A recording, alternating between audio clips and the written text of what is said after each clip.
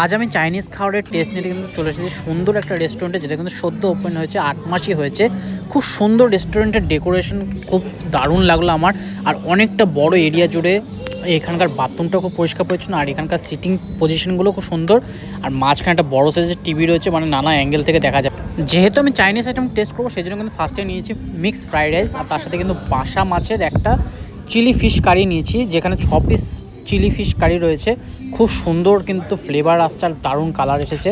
এটা দিয়ে কিন্তু ফ্রাইড রাইসটা খাবো। এরপরেও কিন্তু আরেকটা আইটেম অর্ডার করছি, সেটাও কিন্তু আসবে। দেখে নাও একবার অ্যাম্বিয়েন্সটা কত সুন্দর, কতটা বড় এরিয়া জুড়ে, আর নিট অ্যান্ড ক্লিন, খুবই সুন্দর লাগলো কিন্তু এই পরিবেশটা। আমি আজকে এসেছি কল্যাণী স্টেডিয়ামের ঠিক নিচে কিন্তু এই রেস্টুরেন্টটা খুলেছে। খুব সুন্দর একটা রেস্টুরেন্ট। এখানকার মেনু কার্ডটা দেখো, পুরো বইয়ের মতো। এটা হচ্ছে রসনা বিলাস, এটা কিন্তু কল্যাণী স্টেডিয়ামের একদম নিচে। বেশ সুন্দর জায়গা, পার্কিংয়ের ব্যবস্থা রয়েছে। এখানে বাঙালি থালিও পাওয়া যায়। বাঙালি থালি মানে হচ্ছে ফিশ থালি হোক, চিকেন থালি হোক, মাটন থালি হোক, সেটা কিন্তু দুপুরবেলা পাওয়া যায়। রাত্রিবেলা কিন্তু বাঙালি থালি পাওয়া যায় না, সেই জন্য ভাবলাম চাইনিজ আইটেম ট্রাই করা যাক। আর এখানে একটা আমরা নিচ্ছি কোলাপুরি চিকেন, সেটাও কিন্তু চলে এসেছে একদম। বাসা মাছটা কোনো লোকা না, এটা কিন্তু ভিয়েতনাম বাসা মাছ দিয়ে কিন্তু এই চিলি ফিশ কারিটা তৈরি হয়েছে। আর দুর্দান্ত কিন্তু টেস্ট, এটার অসাধারণ লাগছে। কিন্তু আমি চামচ দিয়ে ঠিক স্যাটিসফাইড হতে পারছি না, আমার চামচ দিয়ে খেয়ে সেরকম মজা পাচ্ছি না। টেস্ট কিন্তু হাতেই পাওয়া যায়, সেই জন্য আমি কিন্তু হাতেই পরেরটা খাবো, পরের আইটেমটা। এটা জাস্ট একটু চামচ দিয়ে খেয়ে দেখছি, দুর্দান্ত। আমার কিন্তু মিক্সড ফ্রাইড রাইসটা অসাধারণ লাগলো, মানে এত কিছু দিয়ে, এত রকম, মানে চিংড়ি রয়েছে, চিকেন রয়েছে, ডিম রয়েছে, নানা রকম ভেজিটেবল দিয়ে কিন্তু তৈরি। তবে ম্যাক্সিমাম রেস্টুরেন্টে কিন্তু ফ্রাইড রাইসটা এরকমভাবে তৈরি করা হয়। খালি আমি একটা রেস্টুরেন্টে দেখি যেখানে কিন্তু মাটনের একদম ছোটো ছোটো কিউব দেয়, সেটা ফ্রাইড রাইসের মধ্যে দুর্দান্ত লাগে কিন্তু। তবে এই যা ফ্রাইড রাইস বানিয়েছি, এটা কিন্তু দুজনের জন্য এনাফ। আমরা কিন্তু দুজন শেয়ার করে খাচ্ছি। সেটা বাসা মাছের চিলি ফিশ কারি আর ফ্রাইড রাইস দুটোই শেয়ার করে খাবো। আর কোলাপুরি যে চিকেন কষাটা নিয়েছে, সেটা কিন্তু দুজনে শেয়ার করে খাবো। কোলাপুরি চিকেন কষা তো 6 পিস রয়েছে, আর এই যেটা দেখতে পাচ্ছ বাসা মাছ দিয়ে করা, এটা কিন্তু 6 পিস রয়েছে। 3টা আইটেম নিয়েছি। আমার কিন্তু এই মাছের আইটেমটা কিন্তু দুর্দান্ত লাগলো। চিলি ফিশ কারিটা হেভি সুন্দর, মানে খুব সফট, একদম হাত দিয়ে সেই নেমেই পড়লাম। চামচ দিয়ে খেতে ভালো লাগছে না, সেই জন্য খুব সুন্দর বড় একটা ফ্যামিলি রেস্টুরেন্ট। আমার মানে এর আগে কখনো দেখিনি, আজকে আসলাম তাই ভাবলাম ডিনারটা এখানে সেরে নেওয়া যাক। আর সেরে কিন্তু খুব স্যাটিসফাইড হলাম, দারুণ দুর্দান্ত খাওয়া দাওয়ার। তবে আমি এখানেও একদিন আসবো কিন্তু এই দুপুরবেলা খাওয়া দাওয়া করতে, সেটা কিন্তু বাঙালি থালি, যেটা আমার ফেভারিট বাঙালি থালি খেতে আসবো।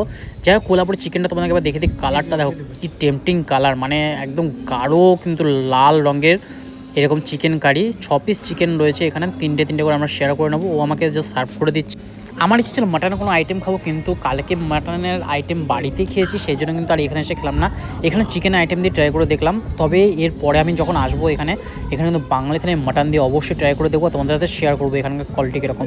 এখানকার স্টাফদের বিহেভিয়ার খুব সুন্দর লাগলো, আর খুব ওয়েল মেনটেন, মানে মাথা ক্যাপ লাগানো ছিল। আর এদের যে কিচেনটা দেখলাম, কিচেনটা দূর থেকে দেখা যাচ্ছে, বেশ বড়, একদম পরিষ্কার পরিচ্ছন্ন কিচেন, বাইরে থেকে দেখা যায়। বেশ দারুণ লাগলো। আজ রাতের খাওয়াটা জমে গেল। তোমাদের এই ভিডিওটা কেমন হলো অবশ্যই কিন্তু কমেন্ট বক্সে জানিও। আর যারা এই রেস্টুরেন্টে আগে যাওনি, তাদের কিন্তু অবশ্যই শেয়ার করে সবাইকে জানিয়ে দাও। আর এই লোকেশনে এসে একবার ভিজিট করে দেখো, দারুণ লাগবে। কাপল হোক বা ফ্যামিলি হোক, সবাই মিলে কিন্তু এখানে আরামসে খাওয়া দাওয়া করতে পারে। আমার তো বেশ ভালো লাগলো। আমরা এসেছি রাতে 10:30টার সময়, তাও ওপেন ছিল। অনেক রাত অবধি খাওয়া দাওয়া করলাম। অনেক বাইরে মেঘের গর্জন হচ্ছে, হয়তো বৃষ্টি আসবে, সেই জন্য কিন্তু খাওয়া দাওয়াটা সেরে নিলাম। এবার কিন্তু এখান থেকে বাড়ির পথে রওনা দেবো।